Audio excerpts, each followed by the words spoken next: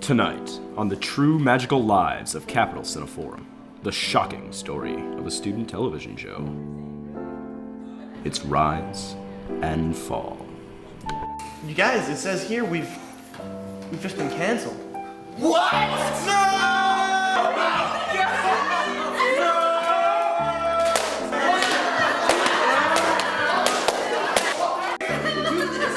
Yeah, that time we got canceled. That was really hard on the show. 10 years ago. We never imagined how many short films we would get. Erick was the first to lose it. Where are my shorts, man? Where are my shorts? Where are my short films?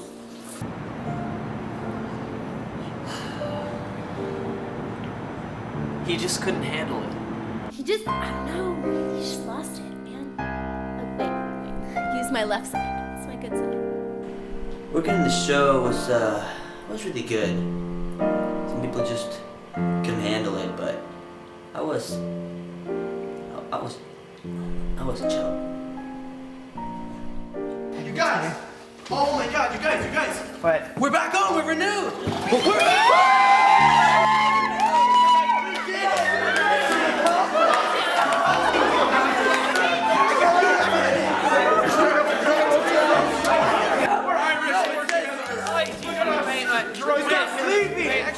No, we're still canceled. What? That's when I decided to take over the show and rule with an iron fist. Yeah, I gave up the show because I was bored. Okay? And, it wasn't going anywhere. And, Keegan, doo-doo face. Stay tuned every week for the gripping story of Capital Cineforum.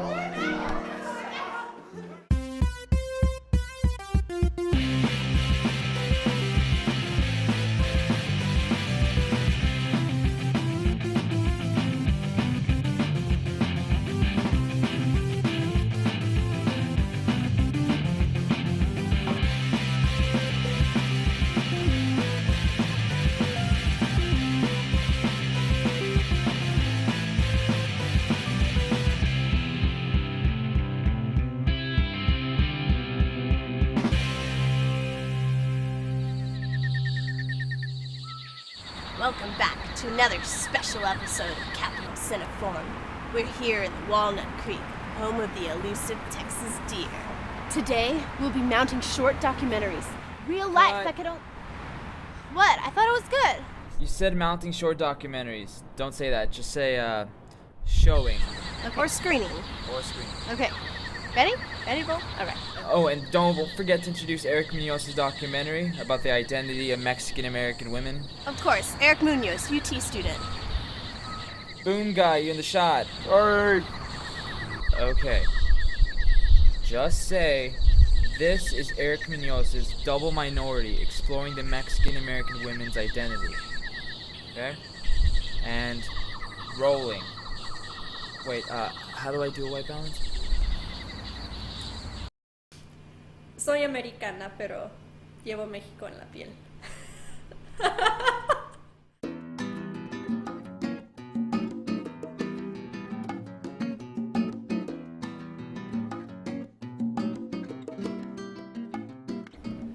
I believe a Mexican American is someone who background, education, was raised up as a Mexican, but also with that American side to it, being raised here in the United States.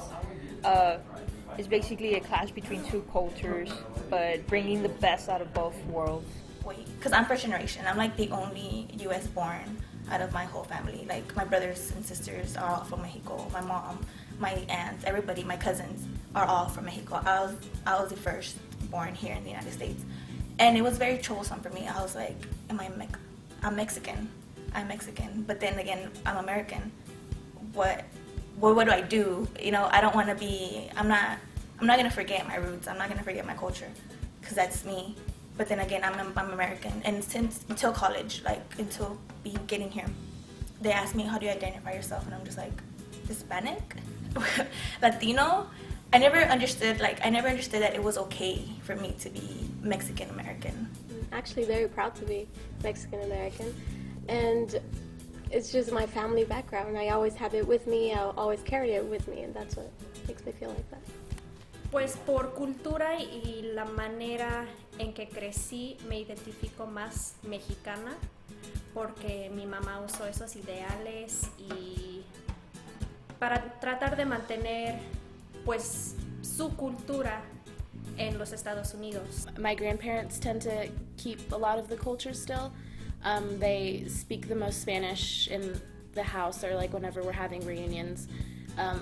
And they also tend to have, I guess, the most traditional dishes or ways of celebrating certain holidays. Yeah, well, we always celebrate the typical holidays like Independence Day or, you know, Christmas, posadas. Navidad o el Día de Independencia de México, la Batalla de Puebla, el Día del Niño, Día de las Madres. Tenemos fiestas en la casa con pozole y muchas veces hace mi mamá enchiladas, hace picaditas. The pozole and the tamales and the tortillas and the beans, which I absolutely love. All that good stuff. Me gustaría decir que soy mexicana, pero a veces siento que si lo digo es como una mentira, porque no lo soy oficialmente. O sea, lo soy de sangre, tengo la sangre, pero pues sí, o sea, es complicado. My parents came down from Mexico about 25 years ago, and they're citizens, so I guess I'm the first like born here generation, but I don't know. My parents were really quick to take on the American lifestyle. Y es bonito aprender otras culturas y todo eso, pero siempre vas a extrañar tus raíces, de dónde vienes. Siempre los vas a buscar. O sea, siento que los americanos en verdad no entienden el sacrificio que hace la gente mexicana para poder salir de adelante en este país. Y siento que, pues sí, el americano, o sea, los ve y dice, ay, pues solamente limpian mi cuarto, o ay, solamente me dan mi comida, pero pues es más que eso. Hay veces que dices, no, racismo ya no existe aquí, pero sí existe todavía, yo lo sé. Porque hay veces que vas a aplicar y nomás te quedan viendo como, like, oh, pues no tenemos trabajo, no sabemos o no.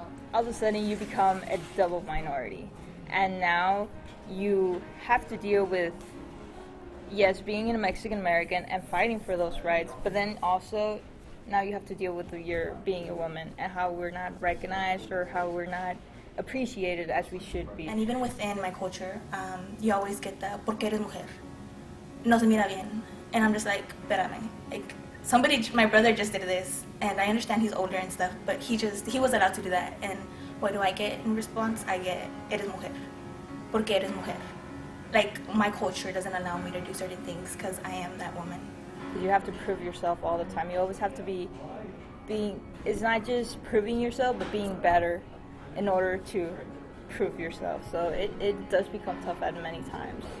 There's times where I'm walking down the store, it's happened to me several times, or down school, and somebody, like, they want to ask me something, but they talk to me directly in Spanish, like, thinking that I do not know English, you know, and it's somewhat offensive. I might overreact to it, but it feels like if I'm here, I think I have earned my way here, and it's for a reason. I pretty much can understand the language and I embrace the culture, so there's no need to just automatically assume that I do not speak English or I won't understand it.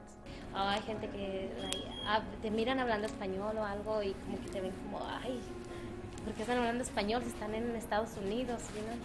Y sí hay mucha gente que se molesta por eso. A mí me ha tocado, incluso una vez en la escuela, en high school, estaba platicando con mi amiga y estábamos así en el pasillo y pasaron dos morenitas y entonces pasaron y ¿por qué están hablando español? Si saben que aquí tienen que estar hablando inglés, todos hablamos inglés, yo creo que deberían estar hablando inglés y nomás dije, oh, pues I'm sorry, ¿verdad? Pues es que es nuestro lenguaje de donde venimos nosotros.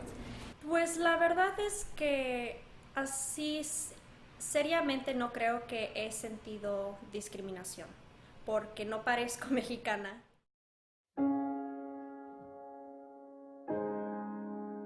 I think women, Mexican American women, are starting to feel that, hey, we need to step up and, you know, become leaders. También, así como es difícil, la mujer mexicoamericana es fuerte y puede salir adelante.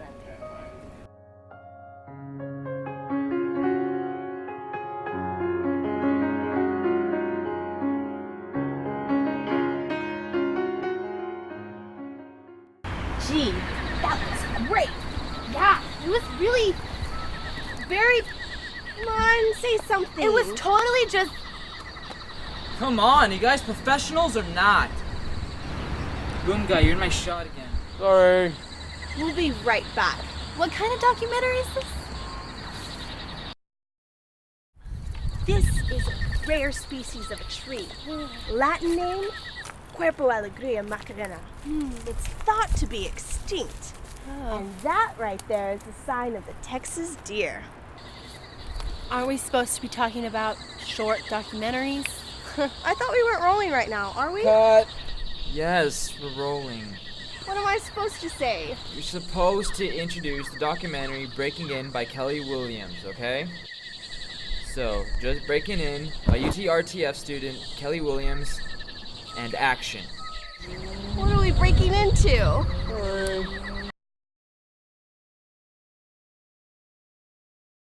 The first show we played was literally the area where we were playing in, like, is about as big as the area we're sitting in right now. Like, it was right here. Scott's cymbal was right here. There was a chord for his piano going over the drums. Yeah, like through the drum set. The smallest area in the band.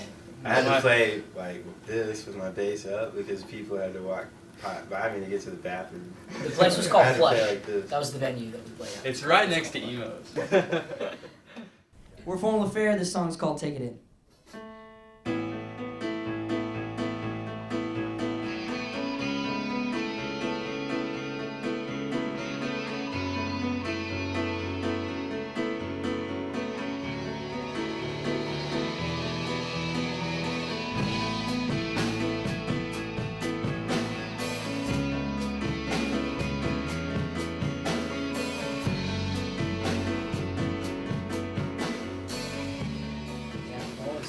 My name's Scott Rogers. I play the drums in the band. My name's Jason Stokes. I play bass in the band. My name's Adam Rivera, and I play the piano, and I sing in the band. I'm Cody Magana, and I play guitar, do a little singing. Yeah, we all work together. Got a moving company down here. Well, we live together, we work together, we travel together, we play music together. So Basically, life beyond the band is just sleep. Yeah. That's the only thing we don't do around each other. And Netflix. And we do that around each other. Netflix and 7-Eleven pizzas. Cause you live in two towns and you don't know the difference between you and me. Words to say, it's only you taking exactly what you need and leaving me driving. We moved to Austin because we wanted to branch out a little bit, and where we were from, we were kind of stuck, and kind of had expanded as much as we could in that area. From where we're from, there's not a whole lot of different music venues. You can't really branch out. If you do, you have to drive like 2 hours to get to the next venue. So we were looking at a lot of places in and around the area. Originally, we were going to go to Waco. Just central. We wanted to get to Central Texas, basically. So every time we played, we didn't have to drive like 4 hours to wherever it was. We drive a whole lot. Yeah, but it turns out we still have to drive. Yeah, we moved here and we still just don't even live here now. Venues, I guess that's probably the biggest problem that a lot of bands face, I guess, trying to get in places, is independent bands. Venues have hundreds and hundreds of people calling them all the time, trying to get booked there and emailing them. You get mixed in with the shuffle, you know, unless you know somebody that knows someone that can talk to them for you, vouch for you, then you hardly ever get a call back on any of them.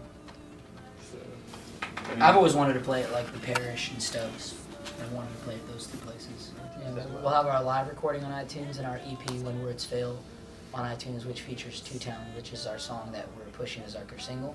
That's the ultimate goal for us, is to get signed and make this a living, which is already a living right now. We're doing fairly well on our own, but it'd be a lot easier with a label. And you don't know where to go when you leave this place you call home. This is the end. This is the end. That was Breaking In by Kelly Williams, featuring A Formal Affair. We'll be right back after this break. And that's another break. After the short, another break. You get it? I'm not rolling. Ugh. Okay, this is your close-up. Okay, Wait, ready? that's too much. Focus, man, focus! Ready. Welcome back to Capital Cineforum! Yeah, this next documentary is about a profession that not many people hear about.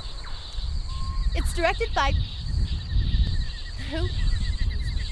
Elizabeth Walker. It's called The Dispatchers. Enjoy!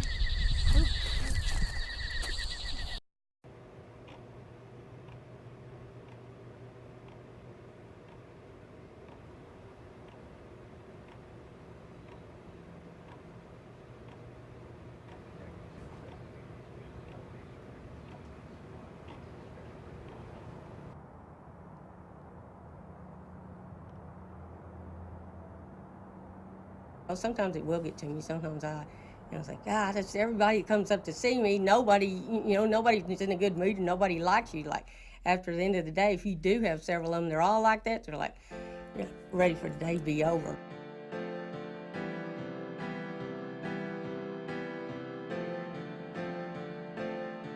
My name is Jackie Milheim, and the occupation, my husband and I own Big A Towing.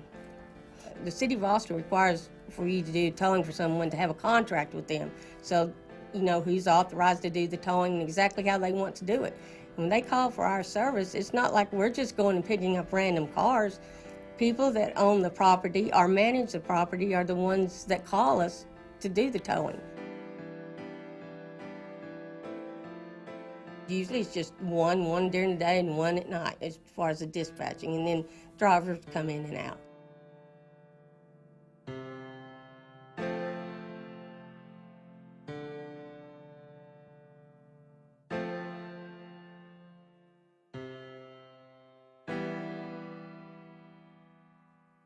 My name's Luis Mendez. I'm a dispatcher here at Big A Towing.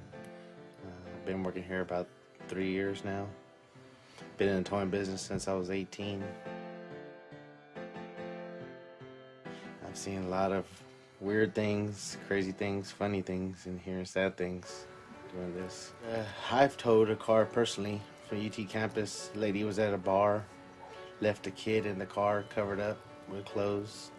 I got halfway down the yard. She called and said that there was a baby in the car. So I opened up the car and called the police and got the baby out of the car. The baby was covered up and drugged up while she was out partying. Mom went to jail. Had to pay to get her car released by me and then turn around and get it towed by Southside Towing here in Austin by the police. Well, I was just only there 5 minutes. Or like if it's a permit situation, they'll insist, well, the permit was there. We probably stole it out of the vehicle. Or they just got the permit. They didn't have a chance to put it in the vehicle. Or it's in the glove box and, we can't see inside the glove box. But they usually take it out on the towing company and not, because that's the only thing, that's the first person they see is the people that towed the car. And a lot of people, their vehicle, that's the most expensive thing they own. So it has its moments where phones are nonstop ringing. You're nonstop doing paperwork, nonstop having people yell at you, crying at you at the window, or even on the phone, cussing you out. They call us vultures, scum, because we're big A, they want to know, what does the A stand for? I've probably been called I think the worst thing and it really, I guess it doesn't sound that bad, but to me it did. They called me a cockroach.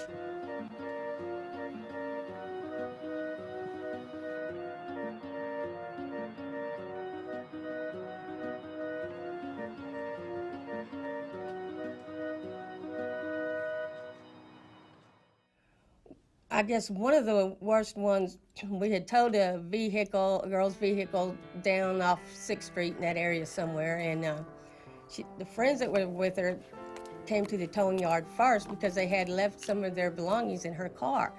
While they were waiting for her to get there, because we have audio and video on the cameras we have there, we could hear what they're saying outside.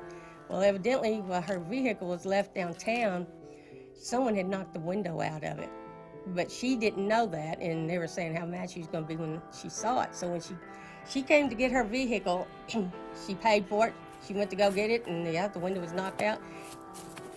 I bet she probably wasn't 5 foot tall, and she came back up to the window as a double pane window, just with one fist.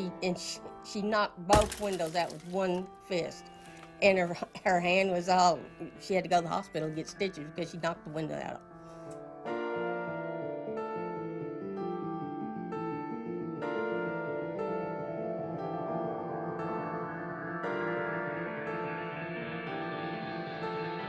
And it's hard to see a tow truck driver out there and get respected.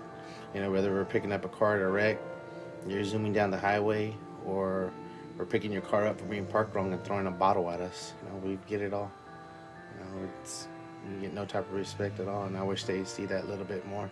We see everything, you know, from what the police see out there with the bodies. We're the ones that go roll over the cars where they could take them off. The bodies, we're the ones that go out there, you know, pull the cars out of the water when they're in the lakes or whatever. You know, you pick up cars that were in collisions. You see what drunk drivers did to kids. You see college kids partying and towing them away because they're parked wrong. So you get a mixture of everything. They, most of the time they think we have no education. We're just, I don't know, just low type people. They don't think very nicely of tow companies at all, for the most part. It's not a, you know, it's a fun job.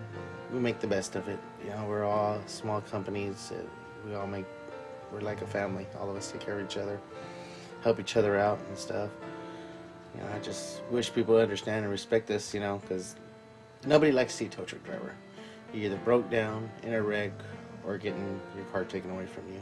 Nobody likes to see us, but eventually somebody's gonna need us. It puts your nerves right on the end, your patience. So, but I guess since we've been doing it this long, I've learned for the most part to be patient, because I tried to put myself in their place, and my car got towed, I'd probably be upset too, but I don't know that I'd call them all the names that I've been called.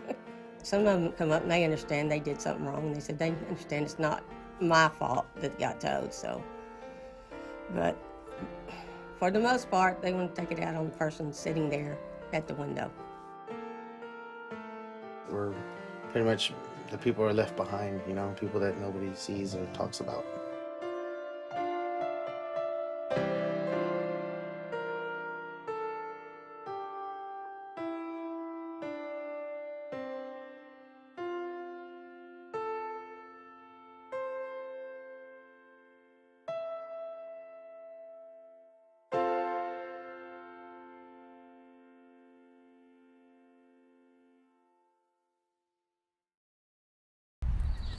Oh my, look at that! That's the Texas deer? Really? I can't believe. I have a date, okay? Chuck Norris. Yeah. Where are you going? Is that safe?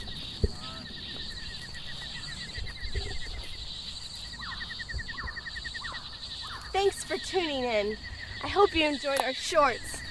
If you'd like to submit your short film, email us at the address below.